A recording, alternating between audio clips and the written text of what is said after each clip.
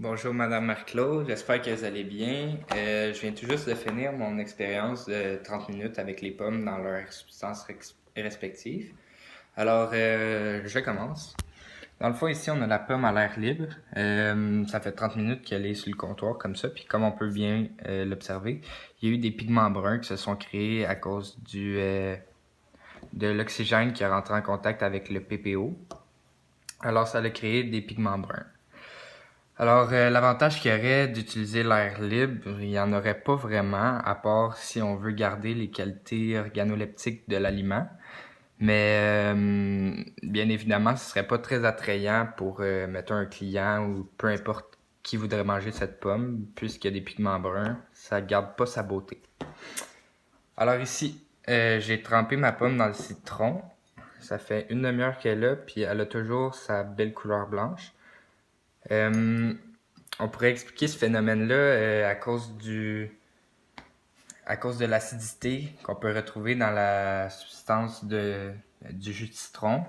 Il y a beaucoup d'acidité, c'est un pH, dans le fond le pH c'est ça, il est haut en acidité. Puis euh, le jus de citron a aussi des vitamines C qui servent dans le fond de barrière pour le brunissement enzymatique. Alors, un avantage d'utiliser le citron, c'est que, bien évidemment, il va garder sa belle couleur, fait qu'il va être plus attrayant. Mais le désavantage qu'on pourrait lui donner, c'est que, bien évidemment, ça va goûter le citron. Fait que ça va être plus acide.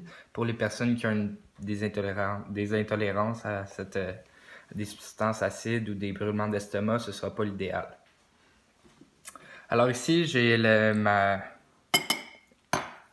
pomme qui a été trempée dans le vinaigre. Excusez. On peut voir qu'il y a vraiment eu peu de brunissement enzymatique, mais bien évidemment, il y en a eu un peu.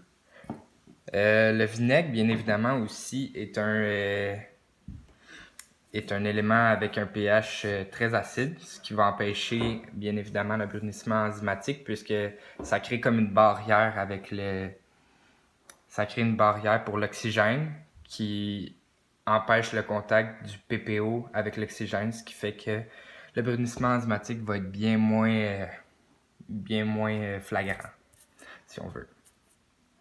Alors, un avantage que je donnerais au vinaigre, c'est que, bien évidemment, si on veut garder la couleur de notre pomme, puis les qualités organoleptiques, ça peut bien fonctionner, sauf que on peut voir sur les côtés qu'il y a eu un petit ramollissement de la pleure ou de la chair blanche. Alors, c'est peut-être pas nécessairement l'idéal comparé au jus de citron. Alors ici, on a la tranche de pomme qui a été trempée dans l'eau. Ça fait 30 minutes qu'elle est dans l'eau, puis on peut voir qu'il n'y a presque aucun pigment brun. Alors, la raison pourquoi la pomme n'aurait pas développé de pigment brun, c'est bien évidemment parce que l'eau coupe l'oxygène, qui peut pas avoir la capacité d'entrer avec dans le fond, le PPO, là, si on veut. Dans le fond, l'eau, c'est une bonne barrière aussi pour le PPO, puisque l'oxygène peut pas rentrer à travers la chair puis venir se disperser dans la pomme. Alors, voilà. Un avantage que je donnerais à l'eau, bien évidemment, la pomme va garder exactement toutes ses qualités organoleptiques. Puis, ça va pouvoir conserver aussi son jus, puis ça va garder son goût, bien évidemment, puis même son apparence. Alors, il n'y a pas vraiment de désavantage de mettre une pomme dans l'eau lorsqu'elle est coupée après une demi-heure. Le seul désavantage pourrait être que, comme on peut voir, s'il y a des bulles dans notre eau ou quoi que ce soit, des gaz qui réussissent à s'infiltrer, mais bien évidemment, la pomme ne sera pas protégée contre ces bulles-là, ce qui peut créer des petits pigments bruns. Alors, dans le fond, pour le sucre ici, comme on peut le voir, il n'y a vraiment pas eu de pigments bruns qui se sont propagés au travers de la pomme. puisque le contact, dans le fond, de l'oxygène avec la pomme a bien été protégé dès le début. Alors, la pomme va également se nourrir du sucre, puis va l'absorber pour se créer, dans le fond, une protection contre le brunissement enzymatique. Alors, un avantage qu'il y aurait d'utiliser le sucre, c'est bien évidemment pour ceux qui ont le bec sucré, mais ça va goûter meilleur. Puis, en plus, ça va garder ses qualités organoleptiques, puis sa texture.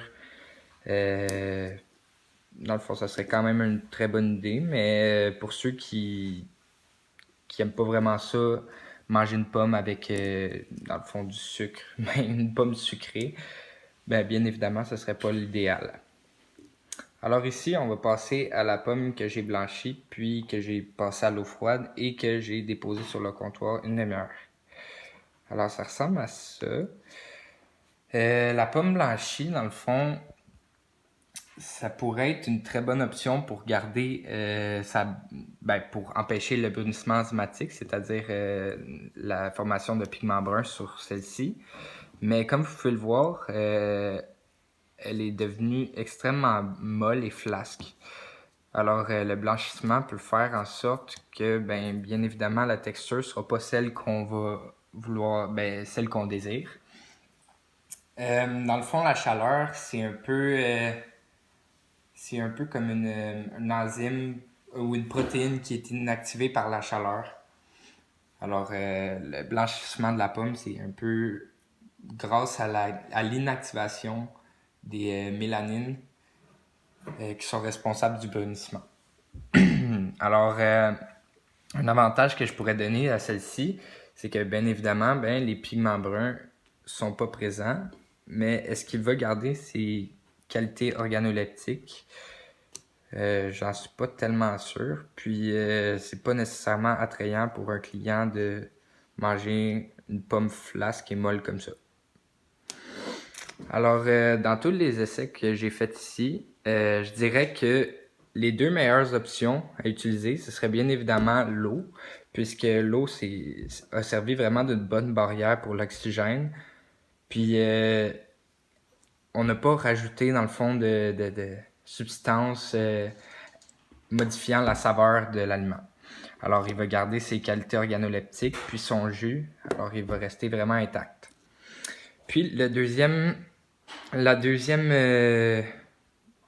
façon de garder l'aliment intact que je choisirais qui serait le plus efficace, ce serait bien évidemment le jus de citron, puisque celle-ci, la pomme ici, est vraiment restée intacte au début. Elle est vraiment blanche. Puis, alors pour terminer, je suis désolé si la vidéo est coupée, c'est parce que j'ai plus d'espace dans mon cellulaire. Dans le fond, j'utiliserais vraiment le jus de citron comme solution, empêchant la participation de l'oxygène au brunissement, puisque c'est un puissant antioxydant, puis il contient des vitamines C bons pour la santé. Alors, il contient vraiment beaucoup d'avantages favorisant l'utilisation du jus de citron pour cette expérience. Alors, merci de m'avoir écouté.